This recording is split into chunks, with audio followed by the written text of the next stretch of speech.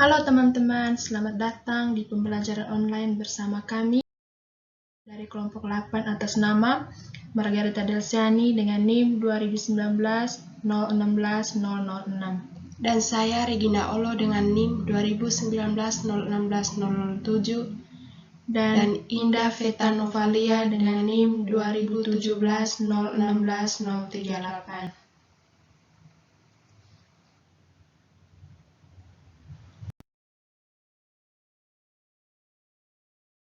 Pada kali ini kita akan belajar tentang protein. Tahukah kalian semua gambar di sini merupakan protein? Biasanya protein sering dibahas pada makanan. Sebenarnya apa sih itu protein?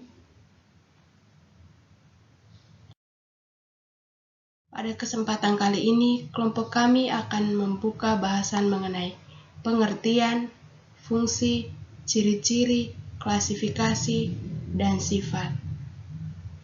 Mari kita buka bahasan yang mengenai protein. Protein adalah senyawa organik kompleks berbobot molekul besar yang terdiri dari asam amino yang digabungkan satu sama lain dengan ikatan peptida. Molekul protein mengandung karbon, hidrogen, oksigen, nitrogen, sulfur, serta fosfor. Protein berperan penting dalam pembentukan struktur, fungsi, regulasi sel-sel makhluk hidup, dan virus. Bahasan selanjutnya mengenai fungsi dari protein. Fungsi dari protein. Yang pertama, sebagai sumber energi. Yang kedua, membangun dan memperbaiki jaringan tubuh. Yang ketiga, membentuk antibodi. Dan yang keempat, membentuk enzim dan hormon. Bahasan selanjutnya mengenai ciri-ciri. Ciri-ciri protein ada 4. Yang pertama, berat molekulnya besar, hingga mencapai ribuan bahkan jutaan sehingga merupakan suatu makromolekul. Yang kedua, umumnya terdiri dari 20 macam asam amino. Asam amino tersebut berikatan secara kovalen satu dengan yang lainnya dalam variasi urutan yang bermacam-macam membentuk suatu rantai polipeptida. Yang ketiga, ada ikatan kimia lainnya. Ikatan kimia lainnya mengakibatkan terbentuknya lengkungan-lengkungan rantai polipeptida menjadi struktur 3 dimensi protein, sebagai contohnya yaitu ikatan hidrogen dan ikatan ion.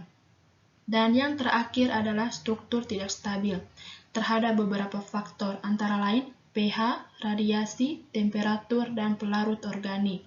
Bahasan selanjutnya mengenai klasifikasi. Klasifikasi dibagi menjadi 5, yaitu yang pertama, berdasarkan fungsi biologisnya. 1. Protein enzim. Golongan protein ini berperan pada biokatalisator, pada umumnya mempunyai bentuk globular.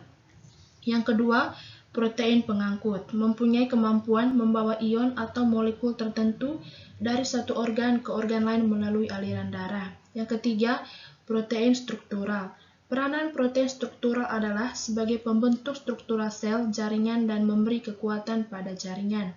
Yang keempat, protein hormon adalah hormon yang dihasilkan oleh kelenjar endokrin membantu mengatur aktivitas metabolisme di dalam tubuh. Yang kelima, protein pelindung.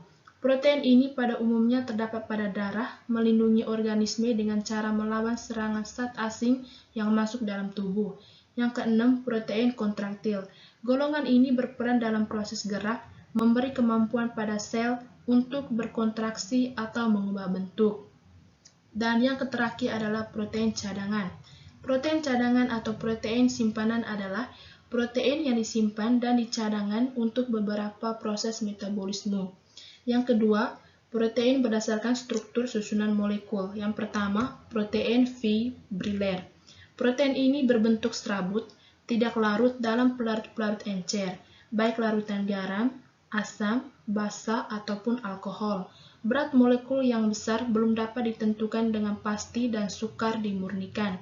Yang kedua, protein globular. Protein ini berbentuk bola, banyak terdapat pada bahan pangan seperti susu, telur, dan daging. Dan yang ketiga, protein berdasarkan komponen penyusun. Yang pertama, protein sederhana. Protein ini tersusun oleh asam amino saja. Oleh karena itu, pada hidrolisisnya hanya diperoleh asam-asam amino penyusunnya saja. Yang kedua, protein majemuk. Protein ini tersusun oleh protein sederhana dan zat lain yang bukan protein. Yang keempat, protein berdasarkan asam amino penyusunnya. Yang pertama, protein yang tersusun oleh asam amino esensial. Asam amino esensial adalah asam amino yang dibutuhkan oleh tubuh, tetapi tubuh tidak dapat mensintesanya sendiri sehingga harus didapat oleh atau diperoleh dari protein makanan. Yang kedua, protein yang tersusun oleh asam amino non-esensial. Asam amino non-esensial adalah asam amino yang dibutuhkan oleh tubuh dan tubuh dapat mensintesa sendiri melalui reaksi aminasi reduktif asam ketom atau melalui transaminasi. Yang terakhir adalah protein berdasarkan sumbernya. Yang pertama, protein hewani adalah protein dalam bahan makanan yang berasal dari hewan seperti protein daging, ikan, ayam, telur, dan susu. Dan yang kedua, protein nabati adalah protein yang berasal dari bahan makanan tumbuhan seperti protein jagung, kacang panjang, gandum, kedelai, dan sayuran. Bahasan selanjutnya mengenai sifat-sifat protein. Sifat-sifat protein. Yang pertama, sering larut dalam air karena ukuran molekulnya yang sangat besar. Yang kedua, bisa mengalami koagulasi oleh pemanasan dan penambahan asam atau basa.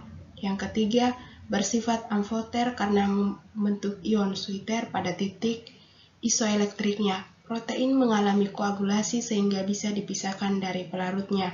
Yang keempat, bisa mengalami kerusakan atau terdenaturasi akibat pemanasan. Yang kelima, pada denaturasi, protein mengalami kerusakan mulai dari struktur tersier hingga struktur primernya.